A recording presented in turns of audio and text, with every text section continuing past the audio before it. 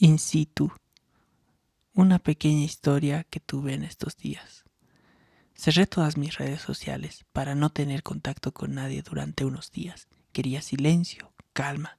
Venían de terminar las fiestas de fin de año y estaba disfrutando de la íntima y agradable compañía de mi novia, mi familia y mi perrito Oli. Pero como suele pasar, la vida tenía otros planes. Entrábamos en la primera semana de enero cuando recibí una llamada de mi amigo Guido, un experimentado investigador, arqueólogo y bioquímico. Me citó en el Museo de Tiahuanaco, donde me presentó a dos fotógrafos. No sabía quiénes eran ni exactamente qué hacían, pero me explicó que estaban por iniciar una investigación en distintas locaciones de Bolivia, en búsqueda de momias y chulpas andinas, y que debían fotografiarse in situ. Me preguntó si podía acompañarlos. Yo no tenía ninguna experiencia en algo así. Mientras Guido me explicaba el proyecto, observaba a los fotógrafos trabajar. Era increíble ver cómo casi sobre la marcha lograban capturar imágenes espectaculares. Algo en mí se activó al ver esto. Sin saber muy bien en qué me estaba metiendo ni por qué, decidí aceptar el encargo y la responsabilidad. La idea me parecía fascinante y una gran oportunidad. Mientras tanto, el contexto en mi país no ayudaba. Justo esos días el país estaba convulsionando por una crisis política y social. Los bloqueos de carreteras nos dejaban varados y amenazaban con cancelar por completo la investigación. Los fotógrafos estaban atrapados en La Paz, evaluando todas las posibilidades para poder avanzar. Pasaron algunos días y la situación solo empeoraba. Entonces decidí moverme. Investigué, busqué contactos y pregunté por todos lados. Viajar por tierra, que era nuestro plan principal, era imposible. Fue entonces cuando vi en las noticias que estaban rescatando turistas de lugares como Copacabana y Uyuni, justamente los destinos a los que nosotros debíamos llegar y que estaban entre los más afectados por los bloqueos. Pensé, si esos aviones traen gente, también podrían llevarlos. Empecé a mandar mensajes como loco por todas las redes y plataformas posibles. De muchos intentos, una sola persona respondió. Era alguien de alto cargo, que me pasó el contacto de otro contacto y así llegamos a hablar con el mayor de las Fuerzas Armadas contra todo pronóstico. La respuesta fue sí, podíamos tener un vuelo a Uyuni. Cuando se los conté a los fotógrafos fue como devolverles el aire. Ese día fuimos a pasear y les mostré la ciudad. Intentamos ir al Valle de las Ánimas, pero justo antes de llegar había una turba de bloqueadores y tuvimos que desviarnos. Al día siguiente fuimos al aeropuerto y ahí vino el golpe, el vuelo solidario, entre comillas, que se canceló. Éramos solo 20 personas y habían 70 registradas. Además, durante la noche se habían anunciado que los bloqueos se levantaban.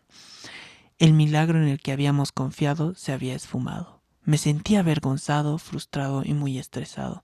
Empecé a pensar en alternativas, alquilar un auto y largarnos. Fuimos al aeropuerto y llamé a varios servicios de alquiler, pero todos salían completamente del presupuesto y necesitábamos una solución urgente.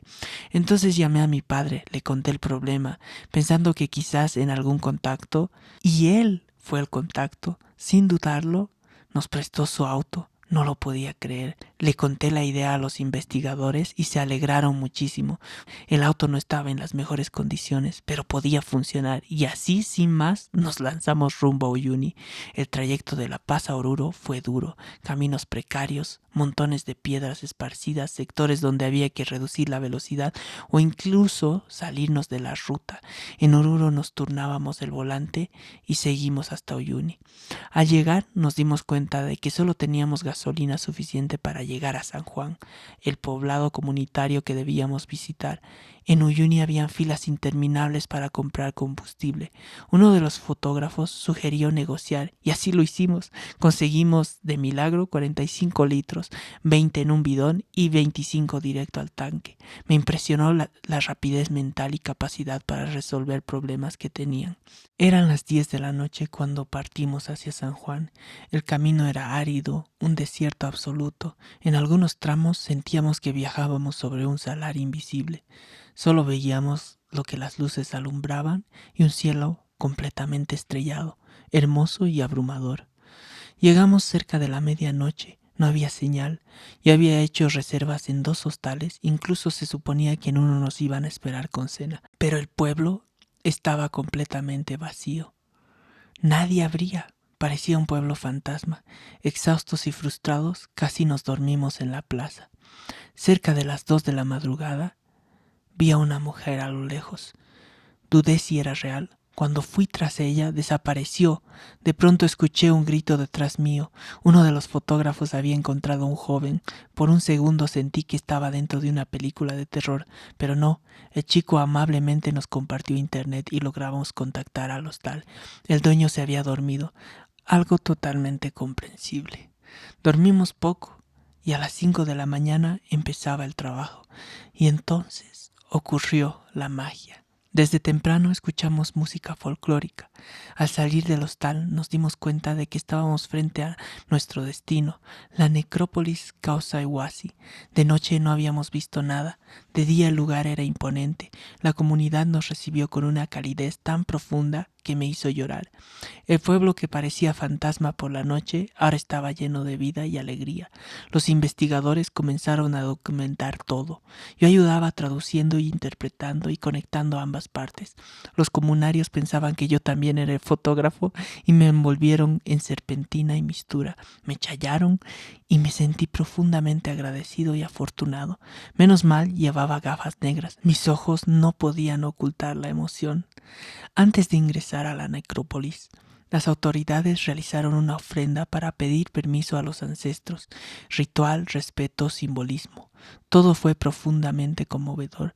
Aproveché para hablar con la gente, conocerlos de tú a tú, hice contactos, amistades. Todo lo vivido hasta ese momento había valido la pena. El guía Edwin nos invitó a pasar al museo, donde nos regaló una disertación exquisita.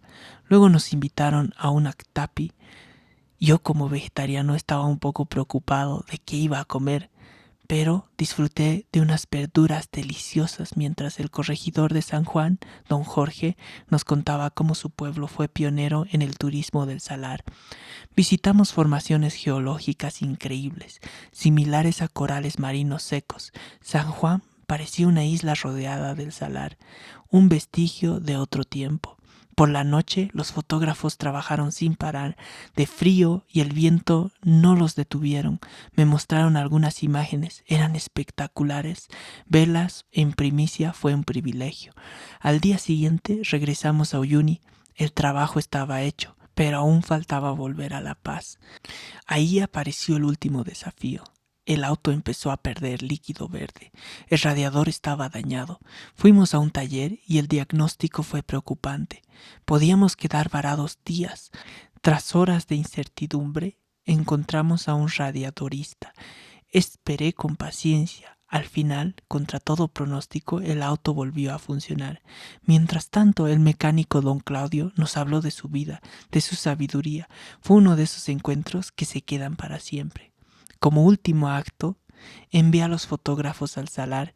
Les conseguí un tour especial al atardecer gracias a Nancy, una guía increíble que conocimos en San Juan. Yo me quedé solucionando lo del auto, pero mi corazón estaba en paz. Al día siguiente era momento de volver a La Paz, rogando todo el viaje para que el auto funcionase. Y fue así, sin novedad, todo el trayecto llegamos a La Paz.